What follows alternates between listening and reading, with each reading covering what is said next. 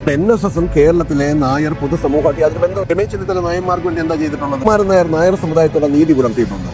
Hi, എല്ലാവർക്കും നമസ്കാരം. നായർ ഐക്യവേദി എന്ന സംഘടനയുടെ ചെയർമാനായ പെരുമുറ്റം രാധാകൃഷ്ണൻ എന്ന വ്യക്തിയുടെ ഒരു വീഡിയോ ആണ് ഞാൻ നിങ്ങളെ കാണിക്കുന്നത്.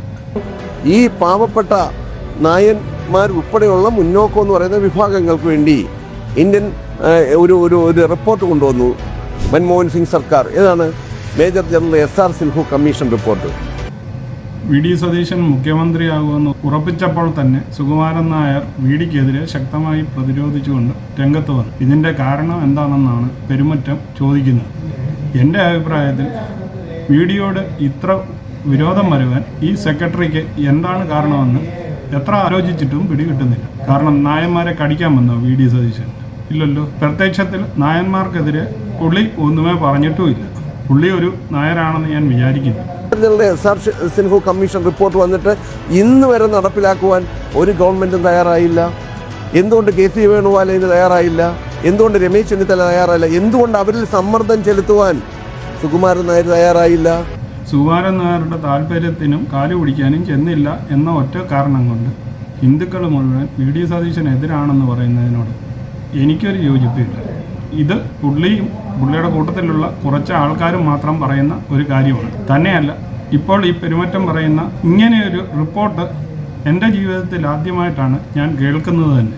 മുന്നോക്ക സമുദായത്തിന് വേണ്ടി മൻമോഹൻ സിംഗിൻ്റെ കാലത്ത് ജനറൽ SR സിൻഹു റിപ്പോർട്ട് ഉണ്ടെന്ന് ഇപ്പോൾ പെരുമാറ്റം പറയുമ്പോഴാണ് എൻ്റെ ഇത്രയും കാലത്തിനിടയ്ക്ക് ഞാൻ ആദ്യമായിട്ട് കേൾക്കുന്നത്.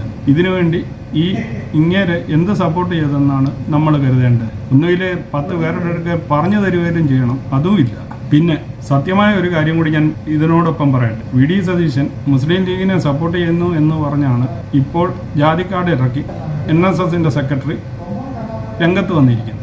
10-20 MLAമാരുടെ സപ്പോർട്ടോടുകൂടിയാണ് മുസ്ലിം ലീഗ് അവരുടെ പിന്തുണ അറിയിച്ചേക്കുന്നത് തന്നെ.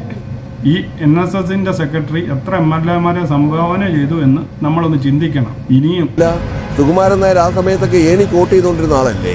ഈ മുന്നോക്ക വിഭാഗങ്ങൾക്ക് ഈ റിസർവേഷൻ കൊടുക്കണ്ട, അല്ലെങ്കിൽ അവരെ സഹായിക്കണ്ട എന്ന് പറയുന്ന പാർട്ടിക്ക് മുസ്ലിം ലീഗിന് ഉൾപ്പെടെ വോട്ട് ചെയ്തുകൊണ്ടിരുന്ന ആളല്ലേ സുകുമാരൻ നായർ?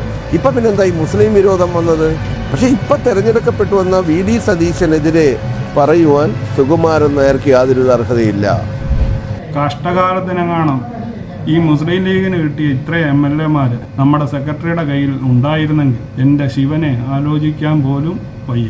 10-20 MLAമാർ ഈ NSSൻ്റെ കയ്യിൽ ഇരിക്കുകയും സതീശൻ മുഖ്യമന്ത്രി ആകുകയും ചെയ്തിരുന്നതിലുള്ള അവസ്ഥ ഞാനൊന്ന് ആലോചിച്ച് നോക്കുകയാണ്. കാരണം ഒരു MLA പോലും ഇല്ലെങ്കിലും ഇത്രയും വലിയ ശൗര്യം കാണിക്കുന്ന ഈ NSSൻ്റെ സെക്രട്ടറി 20 MLAയോ ഒരു 15 MLA ഒക്കെ കയ്യിലുണ്ടെങ്കിൽ ഈ സതീശനെ ഫുൾ ടൈം എയറിൽ നിർത്തിയേനെ, അതിനകത്ത് യാതൊരു സംശയവും. അപ്പോൾ ഇത്രയും പറഞ്ഞുകൊണ്ട് ഞാൻ ഇത് കാണുന്ന ഹിന്ദുക്കളിലെ നായന്മാരുടെ അഭിപ്രായം പ്രതീക്ഷിച്ചുകൊണ്ട് ഹിന്ദുക്കൾക്ക് വേണ്ടി ഉണ്ടാക്കിയ സംഘടനയാണ് NSS എന്ന് വിചാരിക്കുന്ന ആരെങ്കിലും ഉണ്ടെങ്കിൽ നിങ്ങൾക്കെല്ലാവർക്കും എൻ്റെ ഗുഡ് ബൈ.